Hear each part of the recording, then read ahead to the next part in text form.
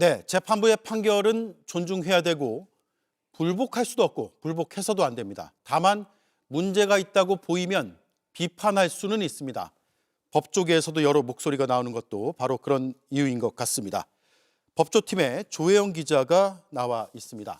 징역 1년 8개월을 두고 파장이 상당히 큰데 우인성 재판장은 김건희 씨가 반성을 하고 있다라는 점을 들었죠. 네, 그렇습니다. 통일교로부터 샤넬 가방을 받은 걸 인정했다는 건데요. 한번 직접 들어보겠습니다. 예. 뒤늦게나마 가방 등을 공여받은 자신의 사려 깊지 못한 행동에 대하여 일부 자책하며 반성하고 있습니다. 네, 샤넬 가방은 수사에서 부인을 하다가 전성배 씨 건진법사가 줬다고 자백을 하니까 어쩔 수 없이 인정한 거 아닌가요?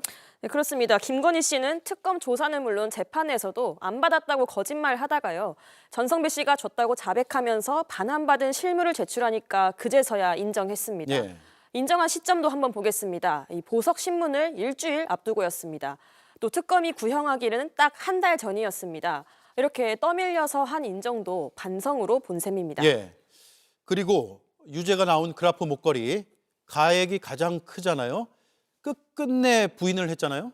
그렇습니다. 김건희 씨는 샤넬 가방 2개와 그라프 목걸이를 모두 통일교로부터 받았습니다. 이 샤넬 가방을 인정할 당시 입장문을 한번 다시 보겠습니다. 그라프 목걸이를 수수한 사실은 명백하게 부인한다 이렇게 썼습니다. 샤넬백을 두고는 청탁이나 대가도 없었다고 또 선을 그으면서 주장했습니다. 말씀하신 것처럼 6,200만 원대로 가장 비싼 그라프 목걸이는 재판에서도 끝내 인정하지 않았습니다.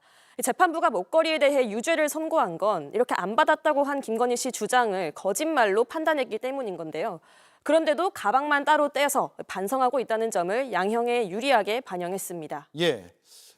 반성은 형량의 중요한 기준이라서 일관성이 있어야 하는데 그렇지 않다는 비판도 나오는 것 같아요. 그렇습니다. 통일교로부터 불법 정치자금 1억 원을 받은 혐의로 징역 2년을 선고받은 권성동 의원 사례를 한번 보겠습니다. 어제 판결문 내용인데요. 증거가 명확한데도, 이 죄증이 명확한데도 수사 단계부터 공소 사실을 부인하면서 반성의 기미를 보이지 않고 있다. 또 비난 가능성이 높다면서 이걸 양형에 불리하게 반영했습니다. 이 권 의원 역시 우인성 재판장이 선고했습니다.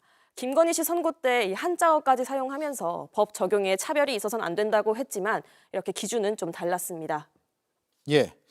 자, 마지막으로 명태규 씨 여론조사 무죄 내린 건 법 쪽에서 어떻게 보고 있습니까? 네, 명태균 씨가 제공한 2억 7천만 원 상당의 여론조사를 불법 정치자금으로 인정하지 않은 이유 직접 들어보시지요. 예. 영업활동의 일환으로 정기적으로 실시하던 여론조사 결과를 피고인 부부를 비롯하여 여러 사람들에게 배포한 것으로 보일 뿐이어서 네, 여러 사람에게 줬다고 했지만 따져보면 윤 전 대통령 부부 외에 받은 사람이 이준석 전 대표 그리고 김종인 전 총괄 선대위원장 등입니다. 윤 전 대통령 당선을 위해 뛰던 사람들이죠. 재판부는 명 씨가 윤석열 전 대통령 부부와 계약을 한 것도 아니라고 했습니다.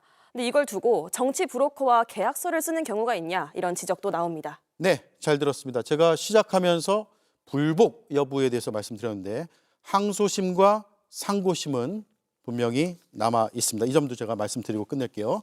잘 들었습니다. 조혜영 기자였습니다. 수고했습니다. JTBC 뉴스룸을 시청해 주셔서 고맙습니다. 저희는 저녁 6시 30분 뉴스룸에서 뵙겠습니다.